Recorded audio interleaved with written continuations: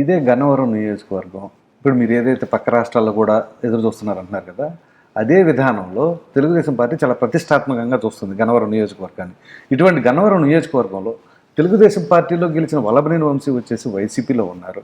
అది కూడా చంద్రబాబు నాయుడు గారిని అనకూడని మాటలు అనేసి ఆయన బయటకు వచ్చారు మీడియా వేదికగానే. దాని తర్వాత మీరేమో వైసీపీలో ఉన్నారు. వైసీపీలో నుంచి మీరు బయటకు వచ్చేటప్పుడు ఏ రోజు కూడా జగన్మోహన్ రెడ్డి గారిని పన్నెత్తి మాట కూడా అనకుండా సైలెంట్గా బయటకు వచ్చేసారు. సో ఈ రెండింటి మధ్య వ్యత్యాసం ఎందుకు అట్లా ఉంది? దీనిపైన మీ అభిప్రాయం ఏంటి? ప్రజాస్వామ్యంలో ప్రజలు అది కోరుకుంటున్నారని మీరు భావిస్తున్నారా? బూతులు తిడతమే కరెక్ట్ అని. అట్లాగని కదా నేను ఆ వ్యత్యాసం నేను చెప్తుంది. అది నేను ఐటీ ప్రొఫెషనల్గా వచ్చా, నేను ప్రొఫెషనల్గానే ఉంటానండి. ఇప్పుడు జగన్మోహన్ రెడ్డి నాకు అన్యాయం చేశాడు, ఇది జగమెరిగిన సత్యం. జగన్మోహన్ రెడ్డి గారికి నేను జగన్మోహన్ రెడ్డికి సవాల్ చేశాను. జగన్మోహన్ రెడ్డి గారు, మీరు రాజకీయ అపాయింట్మెంట్ నాకు అక్కర్లా, పులివెందుల నుంచి నువ్వు శాసనసభకు వస్తావు, గన్నవరం ప్రజలు నాకు అన్యాయం చేయరని చెప్పా, నా ప్రజల మీద నాకు నమ్మకం ఉందని చెప్పా. గన్నవరం ప్రజల మీద నమ్మకంతో నేను ఆ రోజు తెలుగుదేశం పార్టీలో చేరకముందే చెప్పా, ఎట్టి పరిస్థితుల్లో అసెంబ్లీలో కలుస్తానని. ఇప్పుడు చెప్తున్నా మీతో, గన్నవరం నియోజకవర్గ ప్రజల మద్దతుతో, గన్నవరం నియోజకవర్గ Janasena, Telugu Desam party, BJP party నాయకులు, కార్యకర్తల ఆశీర్వాదంతో, వాళ్ళ ఓటుతో, అలాగే తటస్థులైన న్యూట్రల్ పీపుల్, అంటే మీరు ఇందాక ఏదైతే బూతులు అనుగుణ భాష మాట్లాడారో అవన్నీ ఖండించే ప్రజాస్వామ్యవాదుల మద్దతుతో వైసీపీ శ్రేణుల్లో కూడా చాలామంది నాకు ఓటేస్తాకు రెడీగా ఉన్నారు. వీళ్ళందరి మద్దతుతో గన్నవరంలో తెలుగుదేశం ఎడగటం ఖాయం ఖాయం ఖాయం. అయితే మీరు మామూలుగా ఈ చారిటీస్ కావచ్చు, అనేక రకాల సేవలు చేస్తూ ఉంటారు. గన్నవరం నియోజకవర్గం కదా, పక్క నియోజకవర్గాల్లో కూడా మీరు పెనలూరు నియోజకవర్గం ఇట్లాంటి చోట కూడా చారిటబుల్ ట్రస్ట్లు నడుపుతూ ఉంటారు. సో ఇప్పుడు పవన్ కళ్యాణ్ గారు అంటే జనసేన పార్టీ పొత్తుతో వచ్చిన తర్వాత పవన్ కళ్యాణ్ గారి సపోర్ట్ కానీ, జన సైనికులు కానీ వాళ్ళతో మీకు ఎలా ఉంది సత్సంబంధాలు? అదేవిధంగా ఈ సేవా కార్యక్రమాలు వాళ్ళకు కూడా ఏమన్నా అందజేస్తున్నారా? ఇది మీరు కనుక్కుంటే ఎవరైనా చెప్పారు. బేసిక్గా మాది పెనమత్ స్వగ్రామం అవడంలో పామూరులో మెడికల్ క్యాంపులు క్లబ్ ఎన్నిపెట్టి అక్కడ నేను పోటీ చేద్దాం కదా, ఎస్సీ రిజర్వేషన్ సీట్. అది పెనలూరు టికెట్ నేను ఆశించా. పెనలూరు టికెట్ ఇస్తానంటే నేను అమెరికా నుంచి పెనలూరు వచ్చా. బట్ జగన్మోహన్ రెడ్డి రోజు గన్నవరం బతినాడు పంపించాడు. ఇదంతా స్వత్ ఖర్చు అయిపోయింది. గత చరిత్ర పద్దాక మాటకు ఉపయోగం లేదు. కానీ నేను పెనలూరులో కూడా ఇవాళకి ఉయ్యూరులో నా వాటర్ ట్యాంకర్లు 4 వాటర్ ట్యాంకులు ఫ్రీ సర్వీస్ వాటర్ ఇప్పుడు కూడా పోస్తున్నాయి. దాని అర్థం నేను ఇక్కడ గన్నవరం వచ్చి 7 సంవత్సరాలు అయిపోయినా, నేను ఉయ్యూరులో పోటీ చేయకపోయినా నేను చదువుకున్న ప్రాంతం అనే ఉద్దేశంతో చేస్తాను. సేవే అంతే తప్ప షో ఆఫ్ బ్యాచ్ లాగా నన్ను మీరు పరిగణలోకి తీసుకోవద్దు. నేను బలంగా చెప్పగలను, నేను గన్నవరం పోటీ చేస్తాకి వెళ్ళిన తర్వాత ఉయ్యూరులో వాటర్ ట్యాంకర్లు ఎందుకు ఎత్తేయలేదు, అది నా క్యారెక్టర్. ఉయ్యూరు ప్రాంతంలో నా చారిటబుల్ ట్రస్ట్ నడుస్తూనే ఉన్నాయి. అలాగే జనసేన గురించి ఎత్తారు కాబట్టి, జనసేన పవన్ కళ్యాణ్ గారు చంద్రబాబు గారికి మద్దతు ప్రకటిస్తే కోదాడ దగ్గర నేను నా ఫ్రెండ్ రవి అని మేమిద్దరం వెళ్ళి సంఘీభావం ప్రకటించాం. ఆ రోజు పొత్తు లేదు. చంద్రబాబు గారిని పరకృతకు వస్తున్న ఉద్దేశంతో నేను పార్టీ అభ్యర్థిని, ఆ రోజుకే అనౌన్స్డ్ అభ్యర్థి, నేను లోకేష్ బాబు నన్ను అప్పుడే అనౌన్స్ చేశాడు అభ్యర్థిగా అఫీషియల్గా. నేను మేనమేషాలు లేకుండా వెళ్ళి పవన్ కళ్యాణ్ గారికి కలిసి ఆయనకి సంఘీభావం చెప్పి 2 గంటలు ఆయన నిరసన చేస్తే నేను ఆయనతో పాటు పాల్గొన్నా.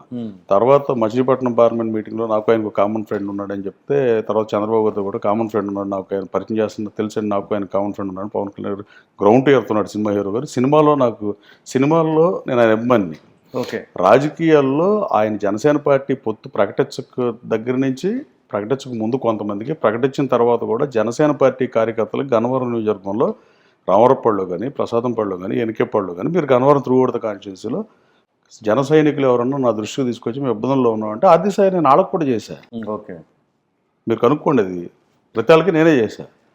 నేను జనసేనలు నాతో కలిసి ప్రయాణం చేస్తున్నారు. ఎట్టి పరిస్థితుల్లోనూ జనసేన టీడీపీ ఒకటే పార్టీగా నేను నడిపా.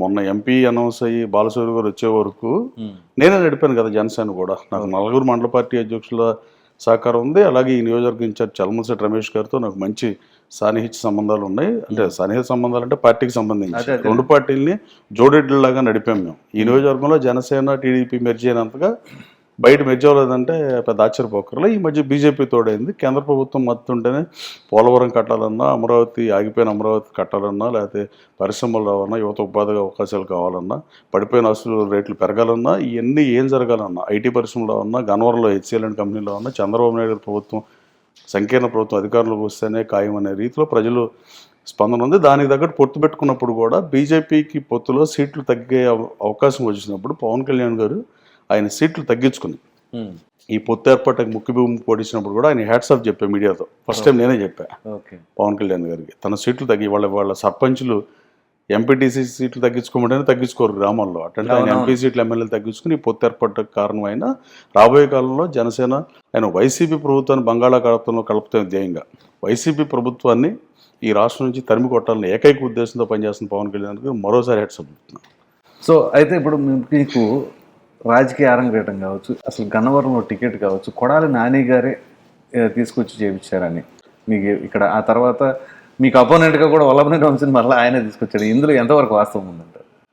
అంటే పెళ్ళి తనే చేసి అది రెండోది కూడా చేసిన అంటే అతని గురించి మాట్లాడడం కూడా వేస్ట్ అండి. అతనికి అంత క్యారెక్టర్ లేదు, వేస్ట్ ఫెలో అని నేను భావిస్తున్నా. నేను ఎప్పుడు అతను తిట్టలేదు కానీ వ్యక్తిగతంగా కూడా మనం తిట్టామనుకో అతను బూతులు తిడతాడు. అతనికి అతను తప్ప ఎవరో 7వ తరగతి చదువుకున్నాడు, సంతకం పెడతా కూడా చాలాసేపు పడుతుంది. మీరు తెలుగు లెటర్ ఇచ్చి రాయమనండి ఎంతసేపు రాస్తాడో తెలుస్తుంది మీకు.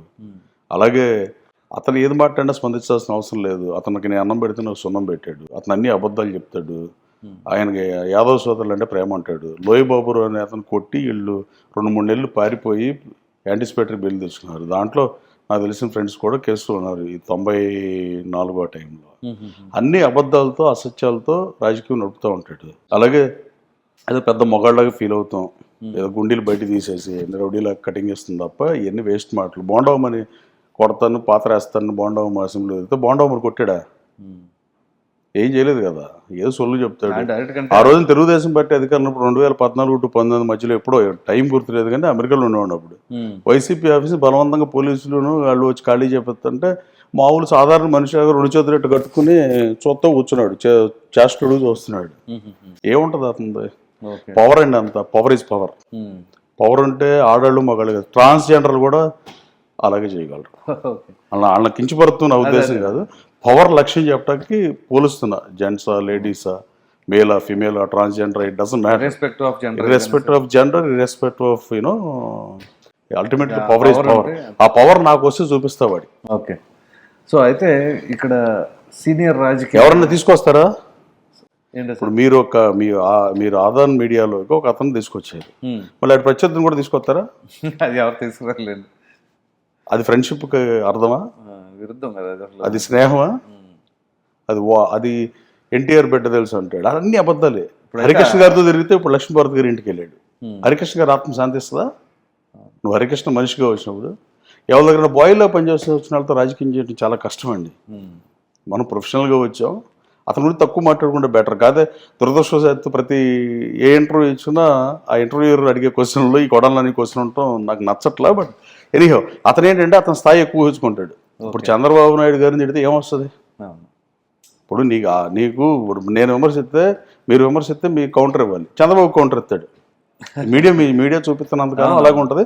అతనికి సైకలాజికల్ డిజార్డర్ ఉందని నేను భావిస్తున్నా. మీడియా గొట్టాలు పెట్టగానే, మైకులు పెట్టగానే పోనకు వచ్చినట్టుగా అలా మాట్లాడటం అలవాటు అయిపోయిందని నేను భావిస్తున్నాను.